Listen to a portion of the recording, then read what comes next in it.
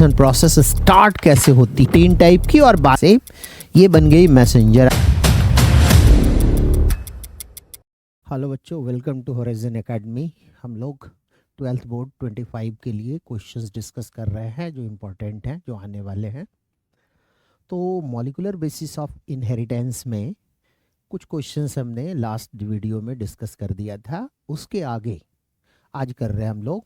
तो आज का फर्स्ट क्वेश्चन है हमारा, 10 क्वेश्चंस मैंने करा था पिछली वीडियो में, तो 11th नंबर क्वेश्चन देखो आप।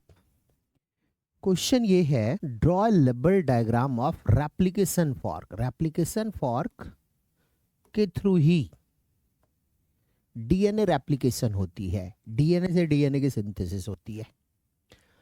तो इसके स्ट्रक्चर बनानी है हमें, शोइंग पोलैरिटी।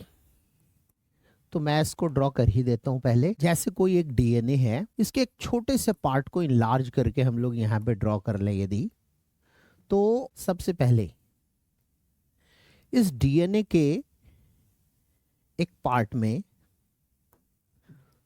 एक एंजाइम वर्क करती है। यदि रेप्लिकेशन हो रहा है तो रेप्लिकेशन के लिए डीएनए जो क्वाइल्ड होती है, अनक्वाइलिंग करने वाला हेलिकेज एंजाइम यूज होता है, हेलिकेज। और हेलिकेज क्या करता है, हेलिकेज को हेलिक्स डिस्टैब्लिशिंग प्रोटीन भी कहते हैं। मतलब जो डीएनए के अंदर क्वाइलिंग होती है, उस क्वाइलिंग को अनक्वाइल कर देता है, ये काम है इसका। तो जब डीएनए अनक्वाइल हो जाएगी तो डीएनए के अंदर जो हाइड्रोजन बॉन्ड प्रेजेंट होंगे दोनों स्ट्रैंड के अंदर, वो हाइड्रोजन बॉन्ड यहां से सेपरेट हो जाएंगे और इस तरीके से डीएनए की 2 स्ट्रैंड अलग अलग हो जाएगी। डीएनए की 2 स्ट्रैंड अलग अलग हो जाएगी। यही है रेप्लिकेशन फॉर्क, रेप्लिकेशन। अब डीएनए के अंदर पोलैरिटी होती है, मतलब डीएनए में 5' और 3' टर्मिनल है। मान लेते हैं ये 5' है, ये 3' है, तो इधर 3' और 5' होगी। और जो ओपन हुआ है यहाँ पे chain, this is template strand. Template strand याद रखना है कि जो टेम्पलेट स्ट्रैंड होती है रेप्लिकेशन में, दोनों डीएनए के स्ट्रैंड टेम्पलेट स्ट्रैंड होती है। ये भी टेम्पलेट स्ट्रैंड है, लेकिन ट्रांसक्रिप्शन के केस में टेम्पलेट स्ट्रैंड एक ही होता है सिर्फ। टेम्पलेट स्ट्रैंड फंक्शनल स्ट्रैंड है, टेम्पलेट स्ट्रैंड। तो क्वेश्चन में है, draw the label diagram of replication fork showing polarity. Polarity में यही हम लोग शो कर रहे हैं कि इसमें 3' 5' किस तरीके से है। अब आगे क्वेश्चन है इसमें, why does DNA replication occurs with in such fork. इसी में डीएनए रेप्लिकेशन क्यों होती है। तो सबसे पहले एक डीएनए रेप्लिकेशन के लिए जो रिक्वायरमेंट चाहिए, requirement to start DNA replication, DNA replication, तो हमें चाहिए यहां पर कुछ एंजाइम्स। ठीक है, हमें चाहिए सबसे पहले कुछ एंजाइम्स। जैसे अभी हमने लिखा यहां पर कि एक एंजाइम वर्क कर रही है हेलिकेज। हेलिकेज, तो हेलिकेज क्या करता है, हेलिकेज इसे हेलिक्स डिस्टैब्लिशिंग प्रोटीन भी कहते हैं। मैंने बताया ये अनक्वाइलिंग कर देता है, अनक्वाइलिंग ऑफ डीएनए मॉलिक्यूल, और इस कारण से 2 टेम्पलेट स्ट्रैंड की फॉर्मेशन हो जाती है। दूसरा एंजाइम इसमें लगता है कि जब अनक्वाइलिंग बहुत ज्यादा हो गई तो एक एक सिंगल स्ट्रैंड में टॉर्सन डेवलप हो जाती है। उस टॉर्सन को रिलीज करने के लिए कुछ एंजाइम यहां पे वर्क करता है, नाम है उसका टोपोआइसोमरेज। टोपोआइसोमरेज, तो दूसरी एंजाइम हो गई यहां पर टोपोआइसोमरेज। ये डीएनए की सिंगल स्ट्रैंड को कट करके टॉर्सन रिलीज करके दोबारा से जोड़ देता है। तो इसका फंक्शन की बात कर ले यदि, तो cut single DNA strand, DNA strand release torsion and resealing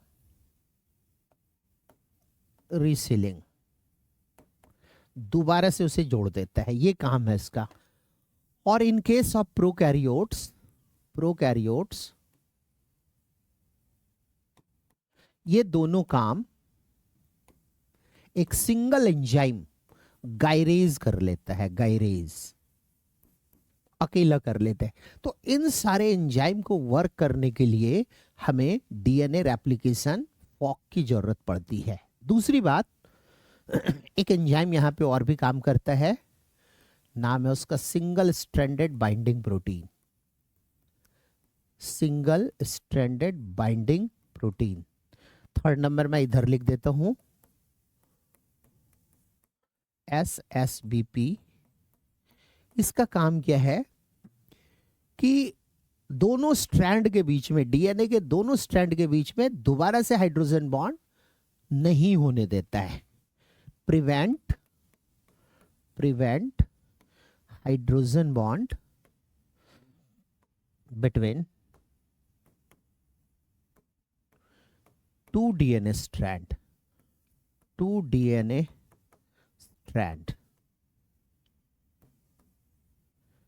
और इस तरीके से इसको सेपरेट करके रखता है। जब तक इस तरीके की फॉक नहीं बनेगी, अब नई जो भी रॉ मटेरियल है जिससे कि डीएनए की नई स्ट्रैंड की फॉर्मेशन होनी है, वो वर्क ही नहीं करेगा। इसके अलावा, एंजाइम के अलावा, हमें रेप्लिकेशन स्टार्ट करने के लिए प्राइमर चाहिए। प्राइमर जो आरएनए मॉलिक्यूल की छोटी सी सेगमेंट है, और वो प्राइमर बनाने के लिए एक एंजाइम यहां पे वर्क करता है, प्राइमेज। ये मान लेते हैं है प्राइमेज।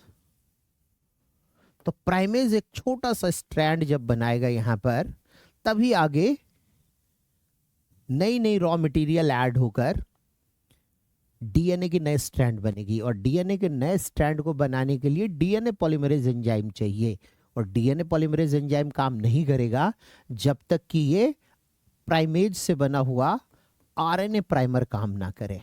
आरएनए प्राइमर, अब जब आरएनए प्राइमर काम कर लिया तो इसके ऊपर डीएनए पॉलीमरेज काम करेगी, और एक्टिवेटेड न्यूक्लियोटाइड जुड़ता चला जाएगा according to nucleotide present on template strand, और नए स्ट्रैंड की फॉर्मेशन हो जाती है। तो क्वेश्चन इसमें है कि ड्रॉ द लेबल डायग्राम हमने कर दिया यहां पर। Why does DNA replication occur within such fork? तो इसका आंसर कहेंगे कि for DNA replication some enzymes are necessary which functions in the replication fork. Second thing लिखेंगे, for DNA replication RNA primer is required which is produced within replication fork. बिना इसके नहीं हो सकता है, इसलिए replication fork की जरूरत है। अब साथ में क्वेश्चन ये पूछा जा रहा है, name two enzyme involved in this process along with their properties. हमने लिख दिया है, एंजाइम का नाम हेलिकेज लिख दिया। दूसरा हमने लिख दिया कि यहां पर टोपोइसोमरेज भी चाहिए, गायरेज चाहिए, इसके अलावा सिंगल स्ट्रैंडेड बाइंडिंग प्रोटीन चाहिए। प्राइमेज का फंक्शन लिख सकते हैं हम लोग, फॉर्मेशन ऑफ आरएनए प्राइमर। तो कोई सा भी दो लिख देना है इसमें, formation of RNA primer, RNA primer. तो इंपॉर्टेंट क्वेश्चन है ये, रेप्लिकेशन प्रोसेस स्टार्ट कैसे होती है। 3 मार्क्स का क्वेश्चन आ जाए तो भी हम इस तरीके से लिख सकते हैं। नेक्स्ट क्वेश्चन पे आते हैं हम लोग। Answer the following question based on Meselson and Stahl experiment. Meselson Stahl ने एक्सपेरिमेंट करके बताया था कि किस तरीके से डीएनए की रेप्लिकेशन होती है, how DNA replication takes place. उसी का जवाब दिया था इसने। क्या किया था इसने, एक बैक्टीरिया को ग्रो कराया था नाइट्रोजन की 15 मीडियम में। अब नाइट्रोजन का सोर्स क्या था, तो अमोनियम क्लोराइड और अमोनियम क्लोराइड में नाइट्रोजन ले लिया गया था 15, कई जनरेशन तक इसने ग्रो कराया था। और जब कई जनरेशन तक ग्रो करा दिया जाए 15 मीडियम में, तो मान लिया जाता है इकोलाई की दोनों स्ट्रैंड डीएनए की N15 बन गई। और अब दोबारा से इसको N14 मीडियम में ग्रो कराया गया। जब N15 मीडियम में ग्रो कराया गया और हर एक 20-20 मिनट के बाद डीएनए के बैंड तैयार किए।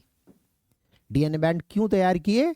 तो डीएनए रेप्लिकेशन होती कैसे है उसकी एक्सप्लेनेशन, उसको समझने के लिए। ठीक है, अब क्वेश्चन पढ़ते हैं यहां पर कि क्या क्या पूछा जा रहा है, उसके अकॉर्डिंग आंसर करते हैं। लिखा है write the name of chemical substance used as source of nitrogen. तो फर्स्ट क्वेश्चन का जवाब है हमारा source of nitrogen ammonium chloride था। अमोनियम क्लोराइड कल्चर मीडियम में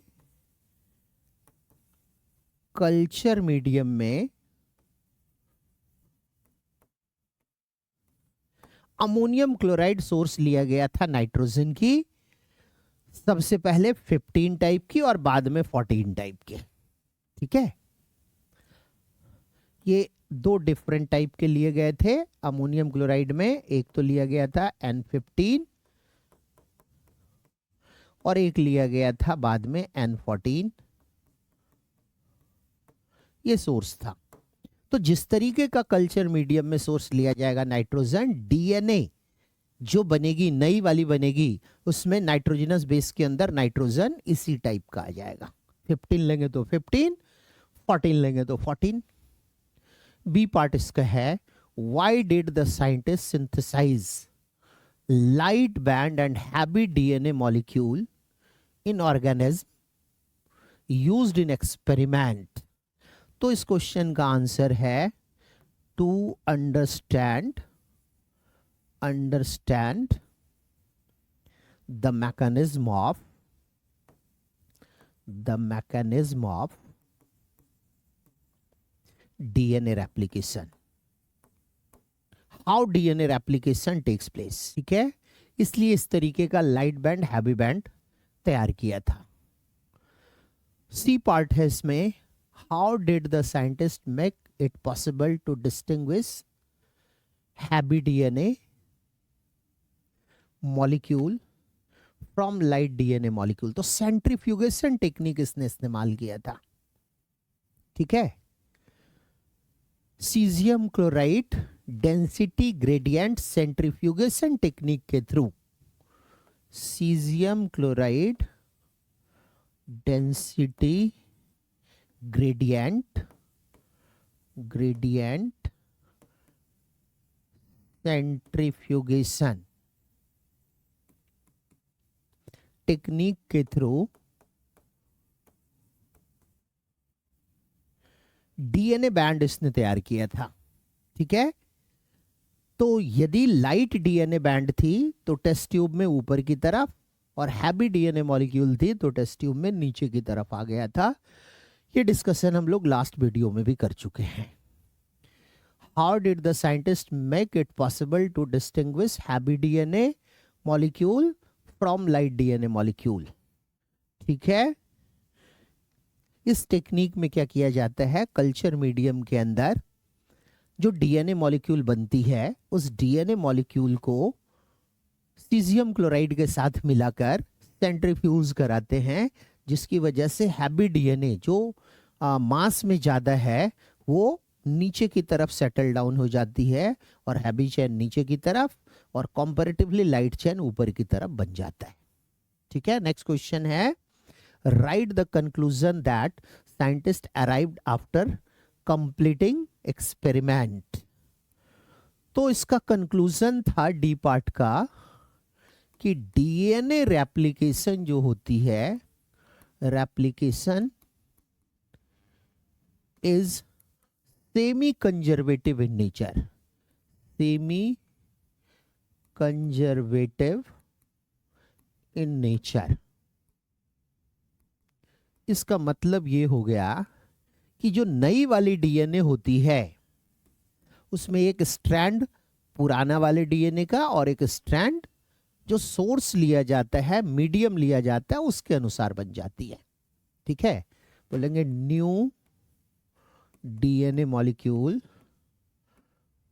molecule has one older DNA strand and one new DNA strand.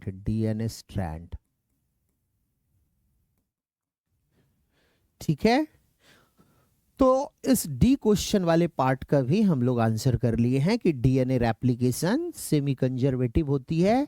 Experimental proof मैजेल्सन and stall ने दिया था एस्चेरिचिया कोलाई के ऊपर एक्सपेरिमेंट करके।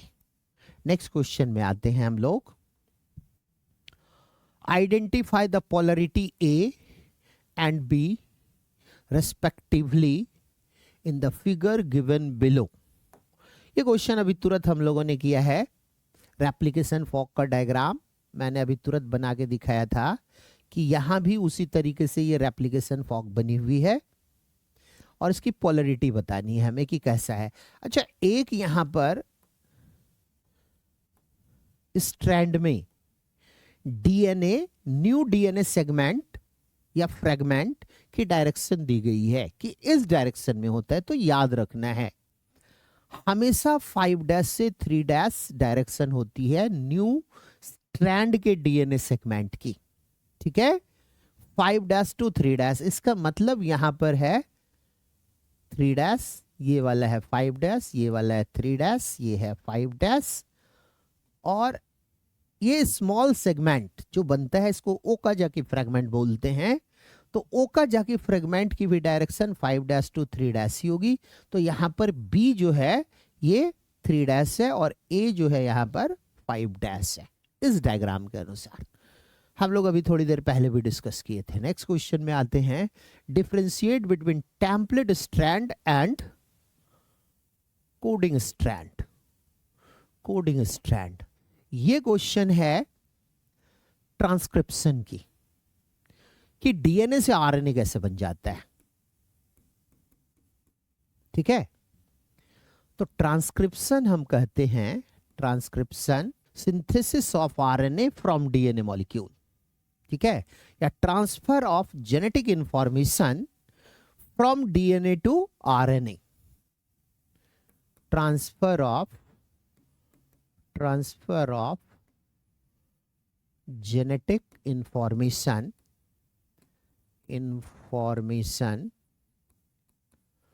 from DNA to RNA। इसे हम ऐसे भी बोल सकते हैं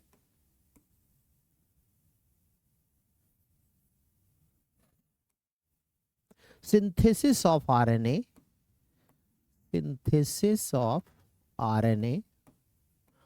फ्रॉम डीएनए। और इसके लिए ट्रांसक्रिप्शन के लिए ट्रांसक्रिप्शनल यूनिट की जरूरत पड़ती है। Transcriptional unit, technically it is known as cistron. Transcriptional unit is known as cistron. The term cistron was given by Benger।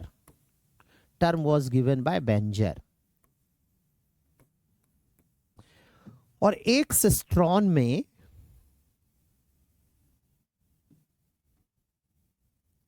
DNA की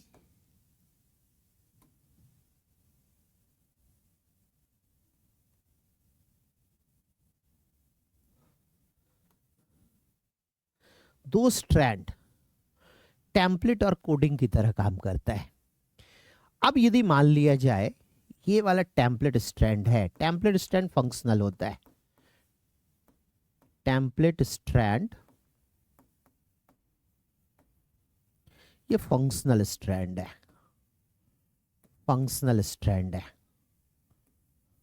और यही टेम्पलेट सिंथेसाइज करता है मैसेंजर आरएनए को, और अपोजिट स्ट्रैंड को बोल देते हैं कोडिंग स्ट्रैंड। यदि लेफ्ट साइड में प्रोमोटर साइट है, प्रोमोटर साइट, तो निश्चित रूप से टेम्पलेट स्ट्रैंड प्रोमोटर साइड की तरफ 3 डैश वाले होते हैं, जबकि 5 डैश वाला स्ट्रैंड अपोजिट साइड होगा, 3 डैश एंड 5 डैश, 5 डैश। ठीक है।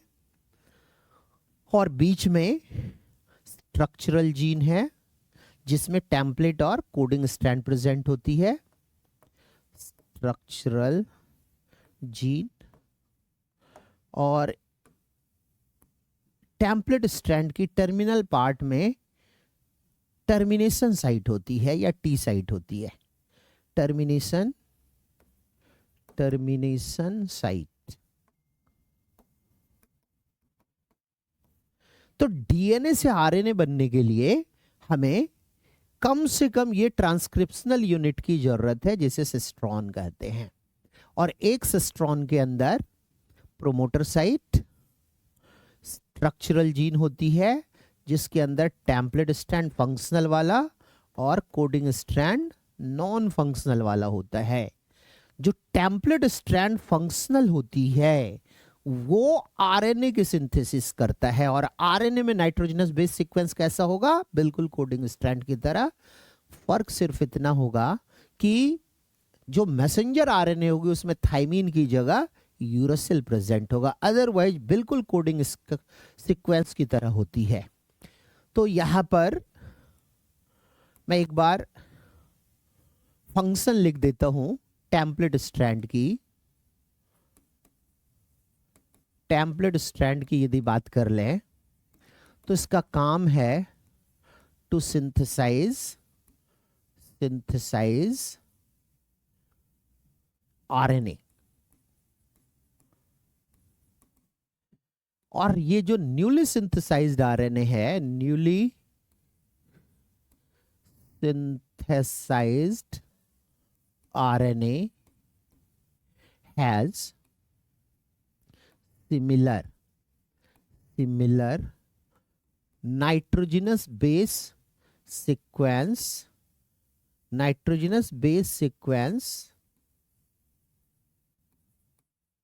as in coding strand।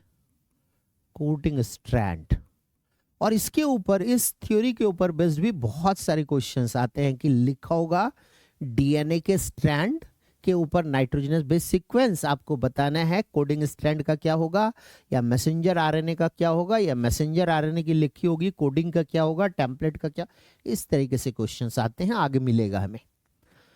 Sequence as coding strand, लेकिन डिफरेंस है यहां पर, एक्सेप्ट दैट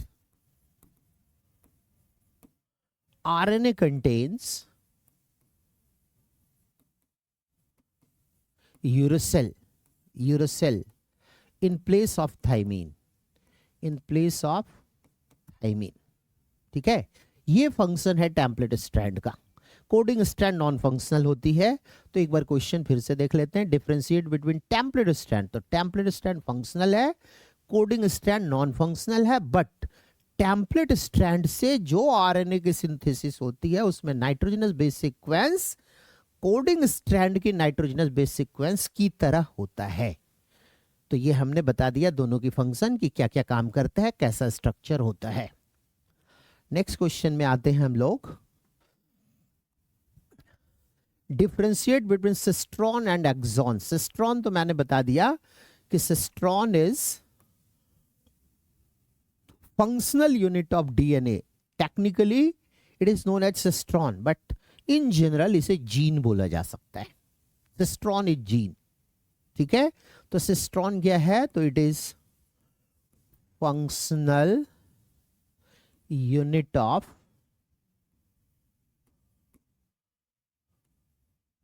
डीएनए। डीएनए का फंक्शनल वाला पार्ट है, मतलब डीएनए का वो पार्ट जो आरएनए की सिंथेसिस करे, सिस्ट्रॉन कहलाती है। अब एक्सॉन भी साथ में लिखा हुआ है, तो इसे एक बार डायग्राम बना के हम लोग समझ लेते हैं कि क्या है एक्सॉन। जैसे मैं यहां पे बताऊं कि ये डीएनए मॉलिक्यूल है, डबल स्ट्रैंडेड डीएनए मॉलिक्यूल है। तो इन केस ऑफ यूकैरियोट्स अभी तुरंत हमने पढ़ा कि जो ट्रांसक्रिप्शनल यूनिट होती है वो प्रोमोटर साइट और टर्मिनेटर साइट के बीच में होती है। टी साइट के बीच में स्ट्रक्चरल जीन होते हैं जिसमें ये टेम्पलेट स्टैंड और कोडिंग स्टैंड होता है। But in case of eukaryotes ये स्ट्रक्चरल जीन भी काफी बड़ी होती है, जिससे इनिशियली जो आरएनए सिंथेसाइज होता है वो नॉन फंक्शनल होती है, फंक्शनल नहीं होती है।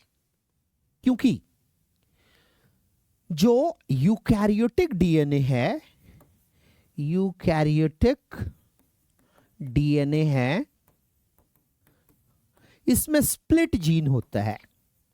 स्प्लिट जीन का मतलब ये हो गया कि it is divided into coding and non coding sequence. जो कोडिंग सीक्वेंस होती है उसे एक्सॉन कहा जाता है और नॉन कोडिंग सीक्वेंस को इंट्रॉन कहते हैं। तो ये एक्सॉन और इंट्रॉन ऑल्टरनेटली प्रेजेंट होती है स्प्लिट जीन में, और most of the eukaryotic gene split gene ही होती है, इंट्रॉन और एक्सॉन। तो यहां पर जो पूरा का पूरा ये पार्ट हुआ, this is known as cistron. तो अभी तुरंत बता रहे थे सिस्ट्रॉन क्या है, तो it is functional unit of DNA which can synthesize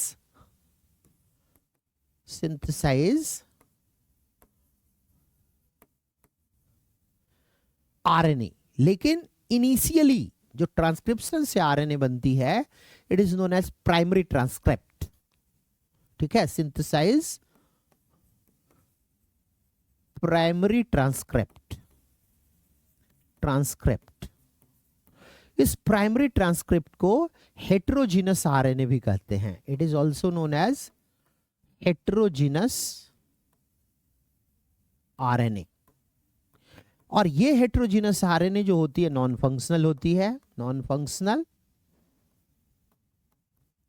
इसको फंक्शनल बनाने के लिए जो आरएनए में इंट्रॉन वाली पार्ट है उन सबको रिमूव कर दिया जाता है और सारे एक्सॉन को जोड़ दिया जाता है। इस पूरी प्रोसेस का नाम है स्प्लाइसिंग मैकेनिज्म। तो अलग से भी एक क्वेश्चन आता है, व्हाट इज स्प्लाइसिंग मैकेनिज्म, वो हम लोग आगे कर रहे हैं अभी। तो यहां पर सिस्ट्रॉन के बारे में बोला जाए तो it is functional unit of DNA which can synthesize primary transcript. और एक्सॉन क्या है, तो एक्सॉन इज कोडिंग सीक्वेंस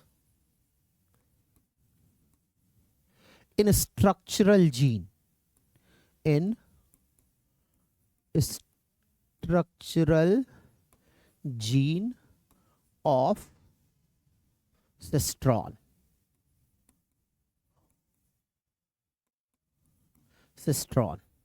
ठीक है, तो ये हो गया हमारा दोनों में डिफरेंस। नेक्स्ट क्वेश्चन पे आते हैं।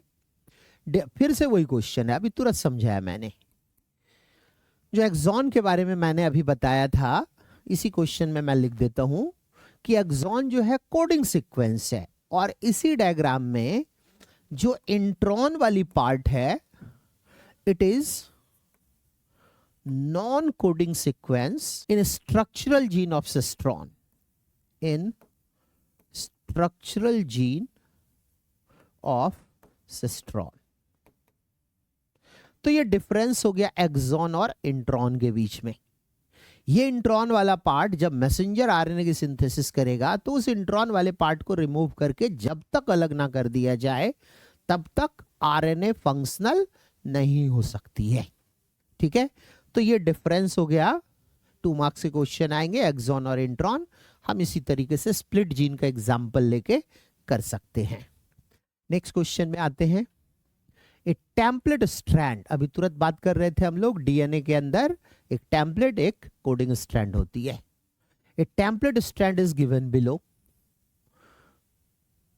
ये वाला है डीएनए के स्ट्रैंड, यहां पे ये वाली है डीएनए स्ट्रैंड जिसका एक टर्मिनल ये है 5' और ये है 3'।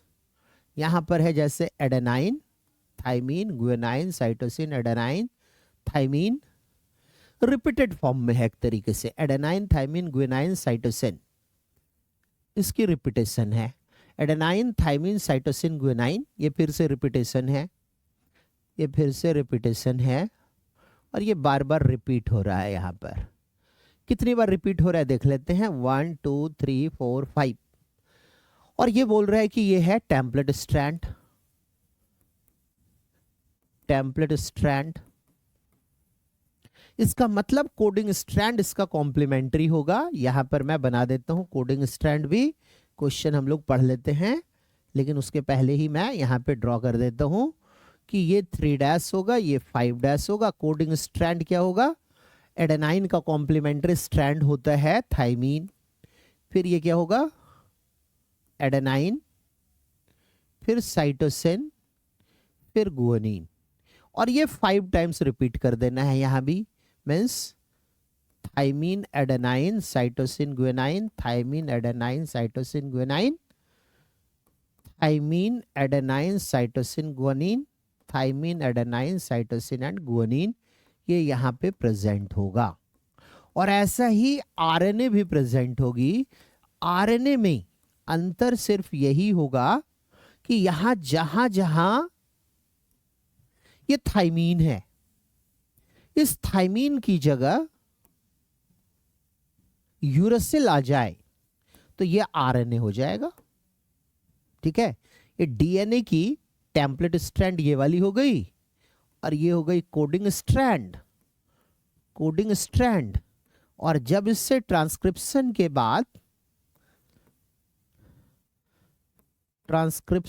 बाद मैसेंजर आरएनए की सिंथेसिस होगी, तो मैसेंजर आरएनए में सेम सीक्वेंस होगा। फर्क क्या होगा यहां पर कि थाइमीन की जगह यहां यूरेसिल आ जाएगा, थाइमीन की जगह यूरेसिल, यूरेसिल, यूरेसिल। रिपीटेशन कितनी बार यहां है, 1 2 3 4 एंड 5। यहां भी मैंने लिख दिया 1 2 3 4 एंड 5। तो ये वाला थाइमीन भी यहां पे नहीं होगा, इसकी जगह यूरेसिल ही होगी। ठीक है, ये हो गया मैसेंजर। बाकी सारा सेम, ये वाला सेम, ये वाला सेम, ये वाला सेम, हर एक जगह सेम। ये बन गई मैसेंजर आरएनए। अब मैं क्वेश्चन पढ़ता हूं। इस तरीके का क्वेश्चन कई बार आया हुआ है प्रीवियस ईयर में, कंपटीशन नीट वाले पेपर में भी आता है, तो इसे ध्यान से देखना है। और अपनी एनसीईआरटी में एक्सरसाइज के question number 3 and question number 4 इसी तरीके का क्वेश्चन दिया हुआ है। को क्वेश्चन इसमें क्या है मैं पढ़ता हूं। A template strand is given below, right down the corresponding coding strand बोलना है। तो कोडिंग स्ट्रैंड मैंने लिख दिया है, यही है कोडिंग स्ट्रैंड, यही इसका आंसर हो गया। डायरेक्शन का भी ध्यान रखना है, जो टेम्पलेट की होगी कोडिंग की उसकी कॉम्प्लीमेंट्री होगी। डायरेक्शन हमेशा 5' से 3' लिखी जाती है, ये हमने लिख दिया। और आरएनए का सीक्वेंस भी वही होगा जो कोडिंग स्ट्रैंड वाला होगा, तो ये 5' से 3' ही लिखना है ऐसे डायरेक्शन में। ठीक है, एंड मैसेंजर आरएनए हमने लिख दिया कोडिंग स्ट्रैंड, और मैसेंजर आरएनए भी लिख दिया। ये है messenger RNA, RNA strand that can be formed along with there polarity. Polarity मतलब यही 5' to 3' रिप्रेजेंट कर देना है। तो बहुत ही इंपॉर्टेंट ये क्वेश्चन है, ध्यान से इसको करना है। नेक्स्ट क्वेश्चन पे हम लोग आ जाते हैं, व्हाट इज जेनेटिक कोड। फिर से बहुत ही इंपॉर्टेंट ये क्वेश्चन, जेनेटिक कोड। तो जेनेटिक कोड कहते हैं, जेनेटिक कोड, कि जब ट्रांसक्रिप्शन से डीएनए से आरएनए की सिंथेसिस हो गई, ट्रांसक्रिप्शन हुई मान लेते हैं डीएनए की, और यहां से आरएनए सिंथेसाइज हो गया, तो आरएनए के ऊपर जो नाइट्रोजनस बेस होगी ये नाइट्रोजनस बेस की ट्रिपलेट, जैसे AUG यहां पे प्रेजेंट है नाइट्रोजनस बेस मैसेंजर आरएनए में, तो नाइट्रोजनस बेस की ट्रिपलेट को जेनेटिक कोड कहते हैं। तो इसको डिफाइन कर सकते हैं हम लोग, triplet of nitrogenous base on messenger RNA, messenger RNA is known as genetic code. ठीक है, अब जेनेटिक कोड जो होती है इसमें प्रोटीन सिंथेसिस के लिए रेस्पॉन्सिबल नाइट्रोजनस बेस, जहां से प्रोटीन सिंथेसिस स्टार्ट होगा उसको कहा जाता है स्टार्ट कोडोन। तो इसमें जो स्टार्ट कोडोन होती है वो हमेशा AUG वाला ही होता है, and it codes for methionine, codes for methionine, methionine. दूसरी बात, स्टार्ट कोडोन या इनिशिएशन कोडोन, ये जेनेटिक कोड की कुछ कैरेक्टरिस्टिक फीचर है और उससे रिलेटेड क्वेश्चन यहां पे सेकंड नंबर है। व्हाट इज जेनेटिक कोड मैंने बता दिया। Explain the following degenerate code, unambiguous code और इनिशिएशन कोडोन। इनिशिएशन कोडोन का आंसर यही हो गया AUG। अब यहां पे डीजेनरेसी ऑफ कोडोन को मैं एक्सप्लेन कर देता हूं। डीजेनरेसी ऑफ कोडोन का मतलब यह हुआ कि कभी कभी एक सिंगल अमीनो एसिड एक से ज्यादा कोडोन से कोड हो जाता है। बोलेंगे sometimes, sometimes single amino acid, single amino acid may be coded by two or more codons. तो बोल देंगे कि कोडोन्स में डीजेनरेसी नेचर है। एग्जाम्पल के लिए मैं समझा देता हूं, जैसे GGG यदि रहे तो ये मिथियोनिन को ग्लाइसिन को कोड करता है। इसी तरीके से GGU बोल दिया जाए तो भी ग्लाइसिन को कोड करता है, GGC ग्लाइसिन को कोड करता है, GGA ग्लाइसिन को कोड करता है। Initial nitrogenous base, first two initial nitrogenous base यदि सिमिलर रहे तो ऐसा देखा गया कि कभी कभी थर्ड वाले नाइट्रोजनस बेस यदि डिफरेंट हो जाए तब भी सेम एमिनो एसिड कोड हो जाता है। ये सारे के सारे कोडोन्स जैसे first, second, third and fourth, ये चार चार कोडोन एक ही एमिनो एसिड ग्लाइसिन को कोड करता है। All codes for glycine. तो इसी नेचर को बोला जाता है डीजेनरेसी नेचर। अनएम्बिगुअस, ठीक इसका अपोजिट यहां पे लिखा हुआ है, single amino acid may be coded by two और मोर कोडोन। ठीक है, लेकिन सिंगल कोडोन कभी भी एक से ज्यादा एमिनो एसिड को कोड नहीं कर सकता है। तो अनएम्बिगुअस नेचर को एम्बिगुअस नेचर ऑफ कोडोन की बात यदि कर ले, बोलेंगे one codon code codes for only one amino acid. जैसे एग्जाम्पल के लिए यहां पे लिखा गया GGG ग्लाइसिन के अलावा कुछ और कोड नहीं कर सकता है। This is unambiguous. लेकिन ग्लाइसिन इन चारों से कोड होता है, ये हो गया डीजेनरेसी नेचर। तो ये हमने बता दिया डीजेनरेसी नेचर क्या होती है कोडोन की, अनएम्बिगुअस क्या होती है, और इनिशिएशन कोडोन क्या होता है, AUG, जो हमेशा मिथियोनिन को कोड करता है। नेक्स्ट क्वेश्चन पे आते हैं।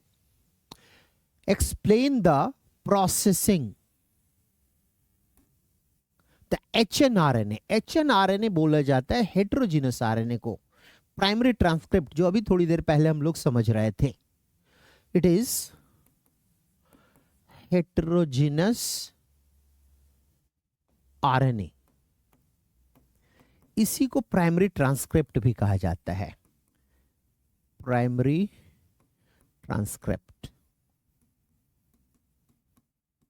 ये नॉन फंक्शनल होती है, इसकी मॉलिक्यूलर मास हाइयर होती है, हाइयर मॉलिक्यूलर मास। इसके अलावा मैंने बोला कि इस हाइयर मॉलिक्यूलर मास की वजह से ये नॉन फंक्शनल है, ये नॉन फंक्शनल है। ठीक है, अब यहां बोल रहा है explain the processing the HNRNA needs to undergo before becoming a functional messenger RNA in eukaryotes. इसी प्रोसेस को बोला जाता है स्प्लाइसिंग मैकेनिज्म।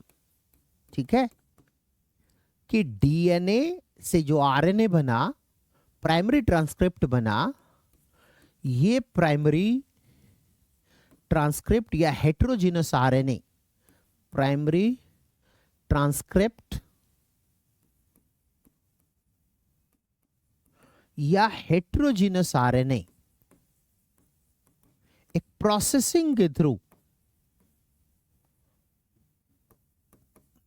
और इस प्रोसेसिंग को स्प्लाइसिंग मैकेनिज्म कहा जाता है, स्प्लाइसिंग मैकेनिज्म। ये एक मैच्योर्ड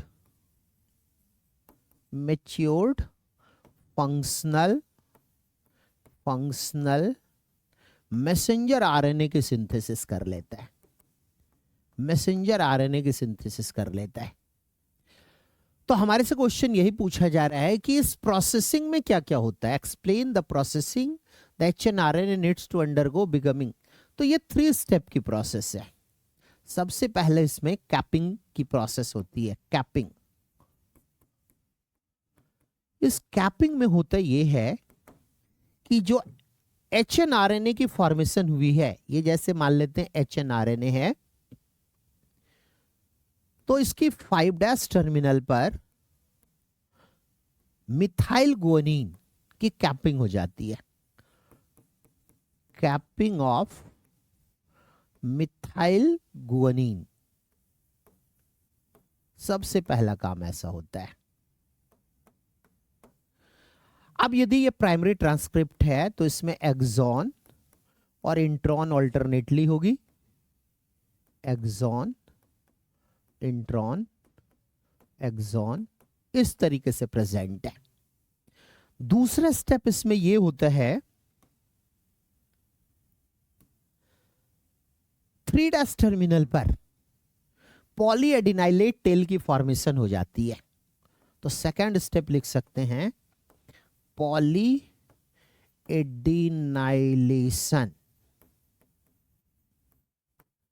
बोलेंगे पॉलीएडिनाइलिक एसिड लगभग 200 से 300, 200 to 300 एडेनाइन यूनिट की रिपीटेशन होती है। इसको ऐसे लिख लेते हैं, रिपीटेशन ऑफ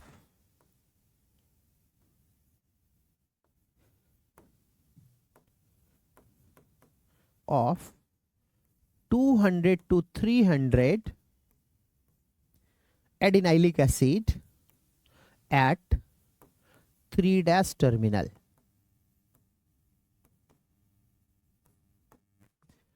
इसे पॉली एडिनाइलेशन कहेंगे कि यहां पर ये जैसे ये मान लेते हैं कैपिंग हो गई है 5' पर, और 3' पर एडेनाइन एडेनाइन एडेनाइन 200 से 300 यूनिट आके ऐड हो जाती है और ये बना लेता है पॉली 8L। और तीसरा स्टेप होता है इसका टेलरिंग।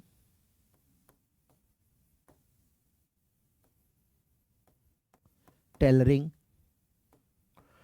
यहां पर जो इंट्रॉन वाली पोर्शन है वो कट करके रिमूव कर दिया जाता है। कैसे, तो ये देखते हैं। यहां पर ये जैसे 3' है, ये जैसे 5' है, ये हो गई कैपिंग। कैपिंग तो जो एक्सॉन और इंट्रॉन है, ये जैसे एक्सॉन है, इंट्रॉन है,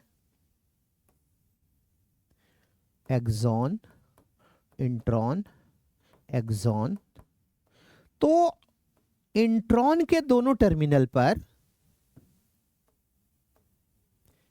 SNRNA, स्मॉल न्यूक्लियर RNA, उसके साथ साथ कुछ प्रोटीन आके ऐड हो जाता है।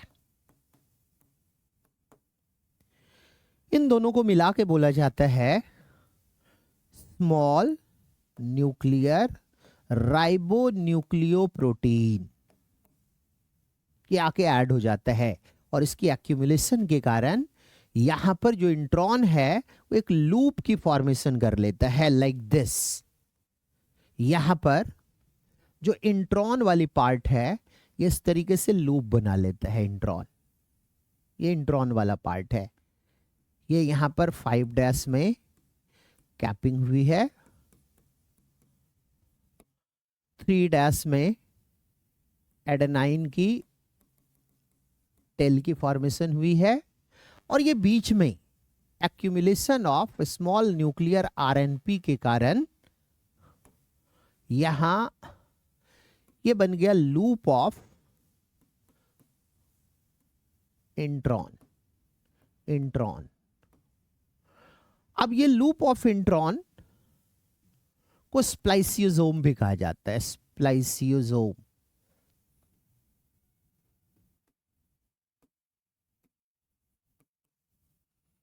यहां से एक राइबोजाइम, राइबोजाइम एंजाइम वर्क करेगा, जो एक आरएनए एंजाइम है। आरएनए एंजाइम है, और ये आरएनए एंजाइम इस इंट्रॉन वाले पोर्शन को रिमूव कर देता है। ये इंट्रॉन वाला पोर्शन है दोनों लूप, बाकी सारे एक्सॉन के पोर्शन है। तो यहां पर एक्सॉन वाला ये सेपरेट हो गया इंट्रॉन से। ये मान लेते हैं एक्सॉन है, एक्सॉन है और एक्सॉन है। फिर एक दूसरे ग्रुप ऑफ आरएनए एंजाइम के प्रेजेंस में ये सारे जोड़ दिए जाते हैं आपस में, और अब इसका ये 5' टर्मिनल, ये 3' टर्मिनल, और ये बन गया एक मैच्योर्ड फंक्शनल मैसेंजर आरएनए। तो ये 3 स्टेप में प्रोसेस पूरी होती है। पहला है कैपिंग, दूसरा है 3' टर्मिनल पर पॉली एडिनाइलेशन हो गई है, पॉली ए टेल बन गया है, और इसके बाद फाइनली इंट्रॉन वाला पोर्शन कट करके बाहर निकाल दिया गया। कटिंग को टेलरिंग कहते हैं हम लोग। तो टेलरिंग की वजह से इंट्रॉन कट कर दिया गया, सारे एक्सॉन जोड़ दिए गए, और इस तरीके से फंक्शनल मैच्योर्ड मैसेंजर आरएनए की फॉर्मेशन हो गई। तो इसी प्रोसेस को पूछा जा रहा है। 3 मार्क्स के एक इंपॉर्टेंट क्वेश्चन है ये भी। नेक्स्ट क्वेश्चन पे आते हैं। Given below is a part of template strand of structural gene. यहां पे ये दिया हुआ है। फिर से सेम क्वेश्चन अभी थोड़ी देर पहले हम लोग बनाए थे कि यहां पे मान लिया जाए कि ये वाली है टेम्पलेट स्ट्रैंड,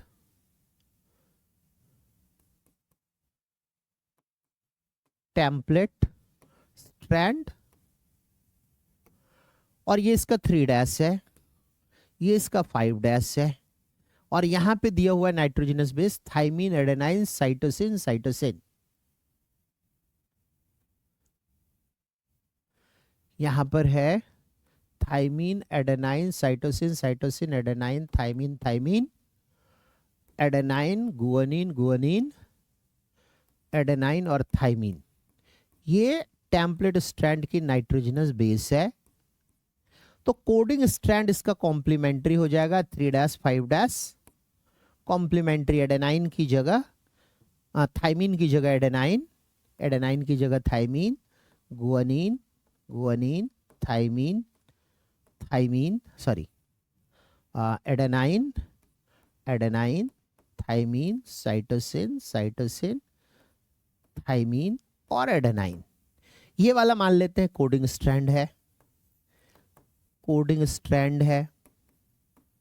अब हमारे से यदि क्वेश्चन पूछ ले कि इससे जो आरएनए बनेगा वो आरएनए कैसा बनेगा, तो बिल्कुल सेम बनेगा कोडिंग स्ट्रैंड वाला। तो आरएनए यहां पे हम बना लेते हैं कोडिंग स्ट्रैंड की तरह से, 5 डैश लिखेंगे, 3 डैश लिखेंगे, कोडिंग स्ट्रैंड वाली डायरेक्शन ही होगी। सिर्फ यहां पर फिर से वही बात, थाइमीन की जगह यूरेसिल, जहां जहां थाइमीन है यूरेसिल, बाकी सारी सीक्वेंस सेम। यहां पे यूरेसिल, यहां भी यूरेसिल, ये 4 जगह डिफरेंट होगा। अदरवाइज इस मैसेंजर आरएनए में बिल्कुल सेम लिख देना है, adenine, guanine, guanine, adenine, adenine, cytosine, cytosine, adenine. यही आंसर हो गया हमारा। अब पढ़ लेते हैं, right the transcribed messenger RNA with polarity. यही हमने लिख दिया, यही वाला, यही है मैसेंजर आरएनए, पोलैरिटी हमने लिख दिया 5 3 डैश। आगे explain the mechanism involved in initiation of transcription of this strand. ये बोल रहा है ट्रांसक्रिप्शन प्रोसेस की शुरुआत कैसे होती है बताइए। तो ट्रांसक्रिप्शन होने के लिए सबसे पहला काम होता है, ये अलग से मैं ट्रांसक्रिप्शन मैकेनिज्म पढ़ाऊंगा और तब और डिटेल में कंप्लीट प्रोसेस पढ़ लेंगे। अभी हम लोग पढ़ लेते हैं जो क्वेश्चन बता रहा है कि जैसे ये प्रोमोटर साइट है, प्रोमोटर साइट है और ये टर्मिनेटर साइट है। तो प्रोसेस को स्टार्ट करने के लिए एक एंजाइम की जरूरत पड़ती है, आरएनए पॉलीमरेज। और आरएनए पॉलीमरेज एक होलो एंजाइम है, होलो एंजाइम बोलते हैं। इसमें कुछ फंक्शनल पार्ट और non functional part, non functional नहीं बोलेंगे, नॉन प्रोटीनेशियस और प्रोटीनेशियस पार्ट प्रेजेंट होती है।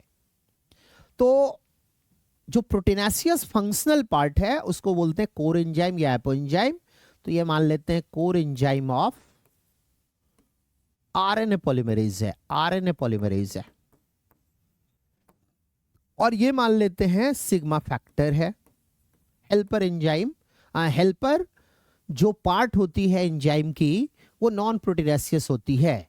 तो यहां पर आरएनए पॉलीमरेज का non proteinaceous part sigma factor कहलाता है। और सिग्मा फैक्टर का काम क्या है, क्वेश्चन पूछे तो साइट लोकेट करवाना, कि प्रोमोटर साइट पे ले जाके इसे अटैच करवा देता है ताकि प्रोसेस स्टार्ट हो सके।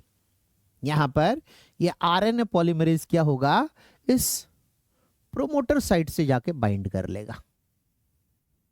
और जैसे प्रोमोटर साइट से बाइंड कर लिया, अब बोलेंगे ट्रांसक्रिप्शन की इनिशिएशन हो गई, इनिशिएशन ऑफ ट्रांसक्रिप्शन, ट्रांसक्रिप्शन। अब ये जो सिग्मा फैक्टर है इस साइट को लोकेट कराने के बाद एज इट इज, जैसे पहले था उसी फॉर्म में ये बाहर निकल आता है सिग्मा फैक्टर। सिग्मा फैक्टर का इसलिए काम है साइट लोकेट कराना बस, और इसके बाद ये बाहर निकल आता है। अब जब यहां से आरएनए पॉलीमरेज बाइंड कर गया तो इस प्रोमोटर साइट के पास एक डीएनए मॉलिक्यूल की ओपनिंग हो जाएगी।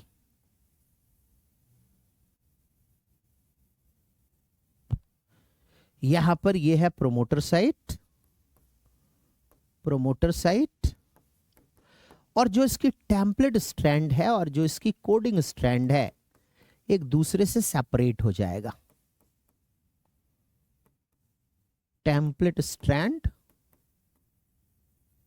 और यह है कोडिंग स्ट्रैंड, कोडिंग स्ट्रैंड,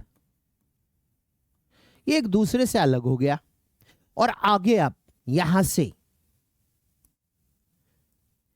ये आरएनए पॉलीमरेज जो बाइंड किया है इस टेम्पलेट स्ट्रैंड के ऊपर मूव करेगा, एक्टिवेटेड जो न्यूक्लियोटाइड होगी टेम्पलेट स्ट्रैंड के ऊपर अटैच होगी, यहां पे डिफॉस्फोराइलेशन होगी जिससे एनर्जी प्रोड्यूस होगी, और न्यू जो भी बाइंड किया है टेम्पलेट स्ट्रैंड के ऊपर न्यूक्लियोटाइड, उनके बीच में फॉस्फोडाइस्टर बॉन्ड बनता चला जाएगा और इस तरीके से इलोंगेशन होती जाएगी। बट हमारे से क्वेश्चन यहाँ पे पूछा है इनिशिएशन ट्रांसक्रिप्शन की कैसे होती है। हमने ये बता दिया कि इनिशिएशन ट्रांसक्रिप्शन के होने के लिए सबसे पहला क्या करना पड़ेगा कि जो आरएनए पॉलीमरेज है इट बाइंड्स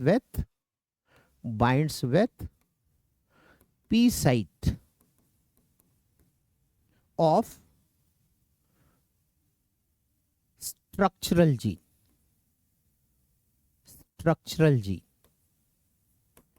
या ट्रांसक्रिप्शनल यूनिट बोले तो ज्यादा अच्छा है। P site of transcriptional unit, और ये अकेला आरएनए पॉलीमरेज जैसे डीएनए रेप्लिकेशन में हेलिकेज और टोपोआइसोमरेज मिल के काम किया, वो सारी फंक्शन अकेला आरएनए पॉलीमरेज कर लेता है। ठीक है, तो अनकॉइलिंग हो जाएगी, अनकॉइलिंग ऑफ डीएनए, और इसकी वजह से बोलेंगे टेम्पलेट स्ट्रैंड